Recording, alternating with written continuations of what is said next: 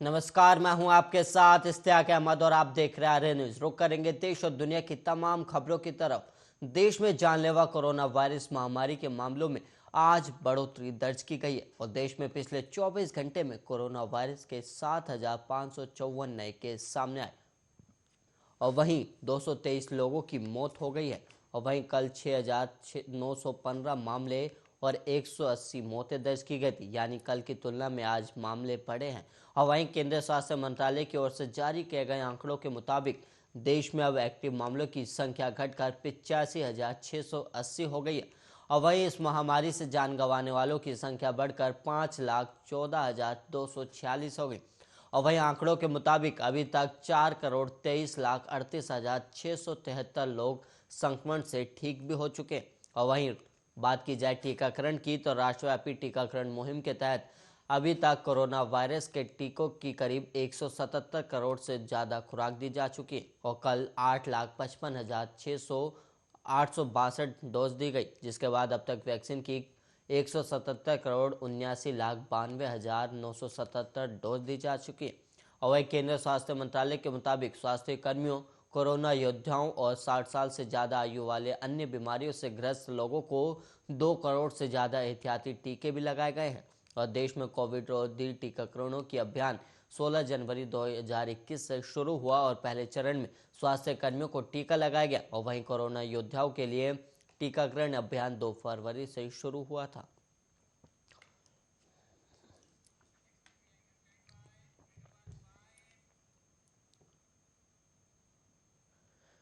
Ukraine में पढ़ने गए स्टूडेंट्स बमबारी के बीच फंसे हुए हैं और उनके हालात सुनकर माता पिता की आंखों से आंसू बह रहे हैं।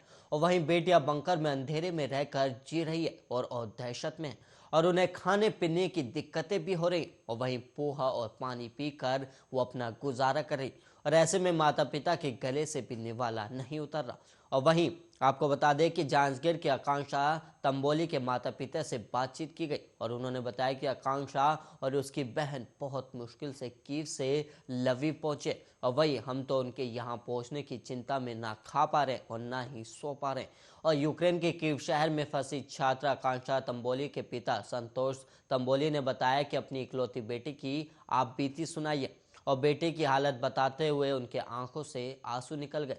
और उन्होंने बताया कि उसकी मां चंद्रकला तंबोली का रो रो कर बुरा हाल है और 24 फरवरी से आकांक्षा अपनी काजिन मुस्कान तंबोली और सुमन पटेल सहित अन्य स्टूडेंट के साथ बंकर में रह रही थी और उन्हें कुछ देर के लिए हॉस्टल में फ्रेश होने और नाश्ता करने के लिए जाने को मिलता था। और सोमवार को आकांक्षा ने कर्फ्यू हटने की खबर दी और बंकर से निकलकर रेलवे स्टेशन जाने की बात कही और ये सुनकर अब उसके माता पिता खुश हैं। और वहीं संतोष तमोली ने बताया कि राशन खत्म हो गया था और तब मैगी और पोहा बनाकर करीब 250 मिलीलीटर पानी पीकर दिन गुजार रही थी। और वहीं सोमवार को रेलवे स्टेशन पहुंची और तब उसके वापस आने की उम्मीद नजर आई। और वहीं परिवार के सब लोग अब थोड़े बहुत खुश हुए, लेकिन स्टेशन में उन्हें ट्रेन में बैठने नहीं दिया गया और इसके कारण उन्हें लबीब स्टेशन तक दूसरी ट्रेन पकड़ना पड़ा। और खुशी इस बात की है कि बारूद के ढेर से बच्ची निकल गई है।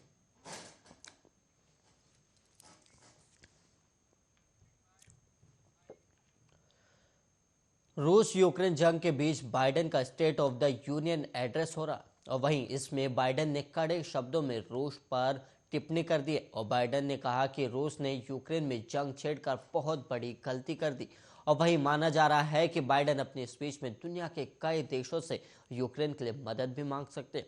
और ये बाइडेन का पहला state of the union address है और संबोधन में जो बाइडेन ने बोला कि जब इस वक्त का इतिहास लिखा जाएगा तो पुतिन द्वारा यूक्रेन पर छेड़ी गई जंग की वजह से रूस को कमजोर और दुनिया के बाकी देशों को ताकतवर बताया जाएगा। और बाइडेन ने अपनी स्पीच में कहा कि इतिहास से हमने ये सीखा है कि जब तानाशाह को उनके आक्रमण की कीमत नहीं चुकानी पड़ती तो वो ज़्यादा अराजकता फैलाते और फिर वो ऐसा करते रहते और इसकी कीमत और खतरे अमेरिका और दुनिया उठाती है। और इस दौरान बाइडेन ने यह भी कहा कि अमेरिका उसके सहयोगी देश मिलकर नाटो क्षेत्र के हर इंच की रक्षा भी करेंगे। और उन्होंने आगे कहा कि यूक्रेनी लोग पूरे साहस के साथ इस जंग को लड़ रहे हैं। और बाइडेन ने कहा कि पुतिन युद्ध क्षेत्र में जरूर आगे हों, लेकिन इसकी आगे उनको बड़ी ऊंची कीमत चुकानी होगी। और वहाँ यूक्रेनी राजदूत भी मौजूद थे।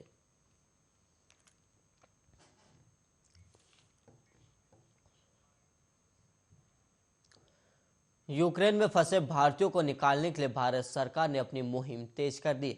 वहीं प्रधानमंत्री नरेंद्र मोदी ने भारतीयों को वापस लाने के लिए वायुसेना को निर्देश भी दे दिए और मंगलवार से वायुसेना के कई C-17 विमान को भी लगाया गया है। और वहीं ये विमान भारत से यूक्रेन राहत सामग्री भी लेकर जाएंगे। और यूक्रेन से अब तक 2016 भारतीय वापस लौट चुके और वहीं आज भी कई भारतीय छात्रों की वतन वापसी होने वाली है। और वहीं आपको बता दें कि यूक्रेन और रूस के बीच जंग का आज 7वां दिन है। दोनों देशों के बीच युद्ध 24 फरवरी को शुरू हुआ था और यूक्रेन में हालत अभी भी खराब है और तनाव के बीच दोनों देशों के बीच बातचीत भी की गई और सोमवार को बेलारूस की सीमा पर रूस और यूक्रेन के प्रतिनिधिमंडल के बीच वार्ता हुई थी। हालांकि बातचीत में कोई नतीजा नहीं निकला। और वहीं ऑपरेशन गंगा की बात करें तो यूक्रेन में फंसे भारतीयों को वापस लाने के लिए इसे शुरू किया गया है और केंद्र सरकार ने 26 फरवरी को इसकी शुरुआत की है। और मंगलवार सुबह एयर इंडिया की 7वीं फ्लाइट 182 भारतीय नागरिकों को लेकर रोमानिया के बुखारेस्ट से मुंबई पहुंची और एयर इंडिया के विमान मुंबई एयरपोर्ट पर जहां पहुंची इन भारतीय नागरिकों का केंद्रीय मंत्री नारायण राणे ने स्वागत भी किया। और इसके अलावा आपको बता दें कि बीते दिन बुडापेस्ट से छठी फ्लाइट 240 भारतीय नागरिकों को लेकर दिल्ली पहुंची थी, जिसकी जानकारी विदेश मंत्री एस जयशंकर ने दी और उन्होंने ट्वीट कर कहा कि बुडापेस्ट से छठी ऑपरेशन गंगा उड़ान 240 भारतीय नागरिकों को दिल्ली लेकर आई और निकासी के प्रयास सतत जारी है। और सरकार ने यूक्रेन के पड़ोसी देशों में 4 केंद्रीय मंत्रियों को भेजने का भी निर्णय लिया है। और केंद्रीय मंत्री ज्योतिरादित्य सिंधिया और किरण रिजिजू, वीके सिंह पॉल और वहीं हरदीप सिंह पुरी को भारतीयों की मदद की जिम्मेदारी दी गई है। ज्योतिरादित्य सिंधिया रोमानिया और मोल्दोव में होंगे और वहीं किरण रिजिजू जी स्लोवाकिया में और हरदीप सिंह पुरी हंगरी में और जनरल वीके सिंह पोलैंड जाएंगे।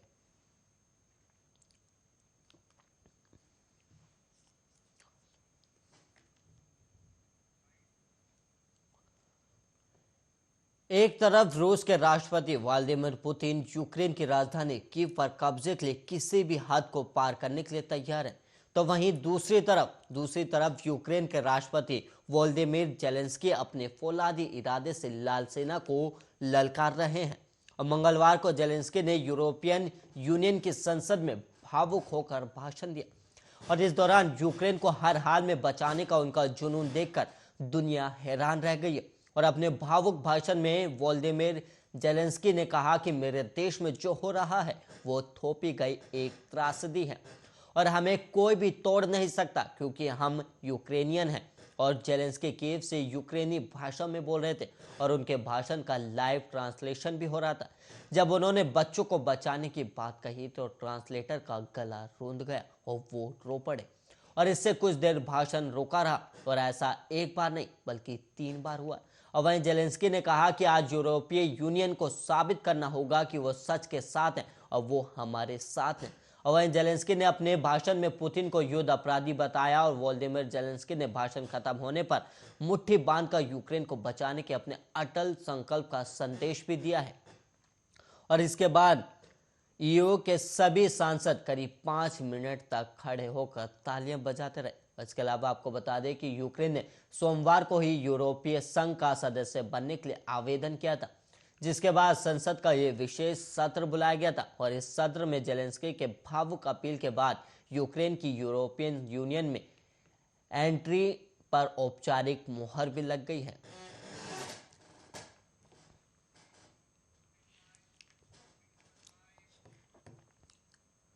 और वहीं उत्तर प्रदेश के हापुड़ जिले के पिलखुआ स्थित मारवाड़ इंटर कॉलेज में अनुशासनहीनता का हवाला देते हुए विद्यालय में लंबे बाल रखने वाले करीब 84 छात्रों के बाल प्रिंसिपल ने खुद ही काट दिए हैं। और स्कूल में इस तरह से जबरन बाल काटे जाने से बच्चों में नाराजगी है। और वहीं प्रिंसिपल ने कहा कि बच्चों से कई बार बाल कटवाने को कहा गया था लेकिन उन्होंने बात नहीं मानी।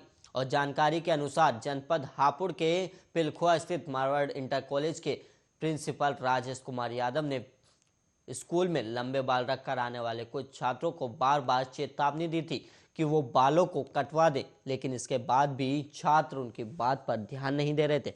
और वहीं प्रिंसिपल राजेश यादव ने सोमवार की सुबह प्रार्थना के बाद ऐसे ही 84 छात्रों को विद्यालय के मैदान में रोक लिया और उसके बाद उनके लंबे बाल खुद ही कैंची लेकर काट दिए। और वहीं इंटर कॉलेज के प्रिंसिपल राजेश कुमार यादव ने कहा कि विद्यालय में अनुशासन के दृष्टिगत ये कार्य किया गया है और पिछले कई दिनों से विद्यालय आने वाले छात्रों को छोटे बाल कटाने के लिए बार बार चेताया भी जा रहा था। इसके बाद सोमवार को प्रार्थना के बाद विद्यालय के ग्राउंड पर 84 बच्चों के बाल काट दिए गए।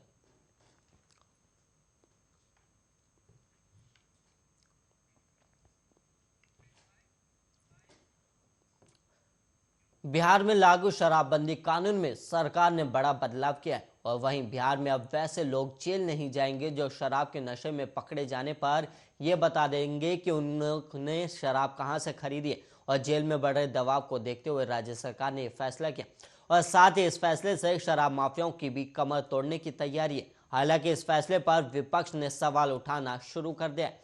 और वहीं आरजेडी नेता और विधायक शक्ति यादव ने सोमवार को कहा था कि सरकार के इस फैसले से राज्य में अपराध बढ़ जाएंगे। हालांकि मंगलवार को जब नेता प्रतिपक्ष तेजस्वी यादव से इस संबंध में सवाल किया गया तो उन्होंने इस मुद्दे पर राज्य सरकार पर तंज कसा है और उन्होंने हंसते हुए कहा कि शराबी द्वारा दी गई जानकारी की सत्यता का जांच कौन करेगा, शिक्षक या पुलिस?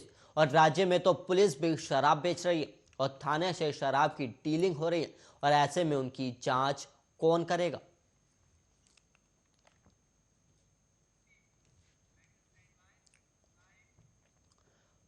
महाशिवरात्रि पर भगवान महाकाल की नगरी उज्जैन ने कमाल कर दिया और वहीं 10 मिनट में करीब 11.7 लाख दिए जलाकर Guinness book of world record अपने नाम किया। और इससे पहले दिवाली पर अयोध्या में 9 लाख दिए जलाकर रिकॉर्ड बनाया गया था और वहीं उज्जैन ने अयोध्या का रिकॉर्ड भी तोड़ दिया और चंद समय के लिए पूरा शहर दियों की रोशनी से जगमगा गया और ऐसा लगा जैसे लाखों बल्ब एक साथ जला दिए गए हों। और Guinness book of world record की 5 सदस्यीय टीम ने जैसे ही रिकॉर्ड की घोषणा की पूरे शहर में आतिशबाजियां होने लगी और आसमान में पटाखे फूटने लगे और शिव ज्योति अपरनम महोत्सव में उज्जैन नगरी फाल्गुन में दिवाली सी जगमग हुई। और मुख्यमंत्री शिवराज सिंह चौहान ने पत्नी साधना सिंह के साथ 11 दीपक जलाकर इसका शुभारंभ किया और इसके बाद सायरन बजते ही 14,000 स्वयंसेवक दियों को जलाने में जुट गए। और इसके अलावा लोगों ने घर घर और अपने प्रतिष्ठानों पर भी दिवाली की तरह दीपक जलाए और दावा है कि उज्जैन शहर में 21 लाख दिए जलाए गए और यहाँ 5 ड्रोन से निगरानी भी की गई। और भस्म आरती में सबसे पहले भगवान महाकाल को पंडित पुजारियों ने जल चढ़ाया और इसके बाद पंचामृत अभिषेक पूजन में दूध, दही, घी, शक्कर और फलों के रस से अभिषेक किया गया और भांग से अद्भुत श्रृंगार भी किया गया है। और वहीं सुबह 5:30 बजे से आम भक्तों ने दर्शन करने शुरू कर दिए थे। और वहीं 12 ज्योतिर्लिंगों में से एक उज्जैन का महाकाल मंदिर दक्षिण मुखी है और साथ ही भस्म आरती की परंपरा के चलते इसका महत्व अत्यधिक बढ़ जाता है और देश भर से श्रद्धालु उज्जैन पहुंचे और देर रात करीब 2 बजे से मंदिर के बाहर लाइन लगनी शुरू हो गई थी। और अब 2 मार्च को रात्रि की शाइन आरती के बाद पथ बंद होंगे।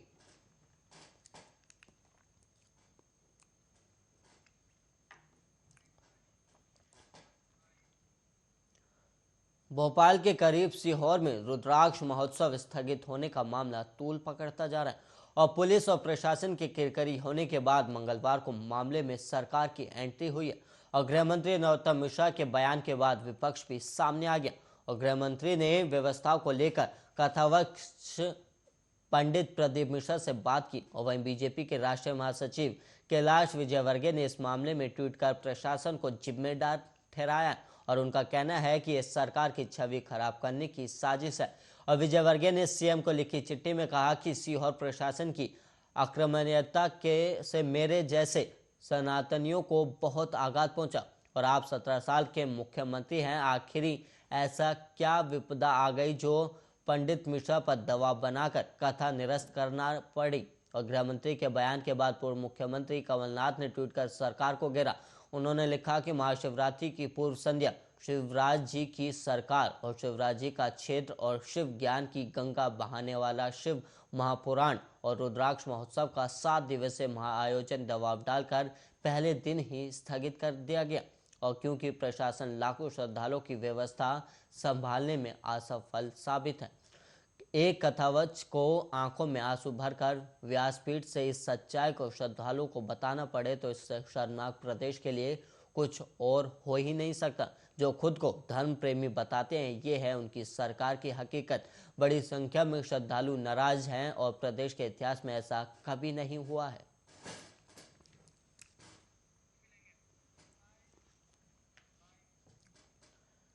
रूस और यूक्रेन के बीच जारी जंग का आज 7वां दिन है। रूस की सेना यूक्रेन की राजधानी कीव पर लगातार बमबारी कर रही और मिसाइलें भी दाग रही हैं। तो वहीं कीव में आम नागरिकों से बंकरों या घर के तहखानों में चले जाने के लिए कहा गया है। और इतना ही नहीं, बल्कि यूक्रेन ने चेचन्या फोर्स की ओर से राष्ट्रपति जेलेंस्की को निशाना बनाए जाने की भी कोशिश को नाकाम करने का दावा किया है। और वहीं जेलेंस्की ने अमेरिकी राष्ट्रपति जो बाइडेन से फोन पर रक्षा सहयोग को लेकर बातचीत की। और इन सब के बीच इंटरनेशनल कोर्ट ऑफ जस्टिस में यूक्रेन संकट पर 7 और 8 मार्च को सुनवाई होगी। और साथ ही रूस यूक्रेन के बीच दूसरे दौर की बातचीत आज होनी है। और बातचीत से पहले यूक्रेन ने सीज फायर की मांग की। और दूसरी तरफ यूक्रेन मसले पर इंटरनेशनल कोर्ट ऑफ जस्टिस में 7 या फिर 8 मार्च को सुनवाई होगी। और बेलारूस जंग में रूस के साथ आने की भी संभावना जताई जा रही है। और यूक्रेन के रक्षा मंत्रालय का दावा है कि बेलारूस उनके खिलाफ यूक्रेन में सैनिक भेज सकता है। हालांकि बेलारूस का इस पर अभी बयान सामने नहीं आया।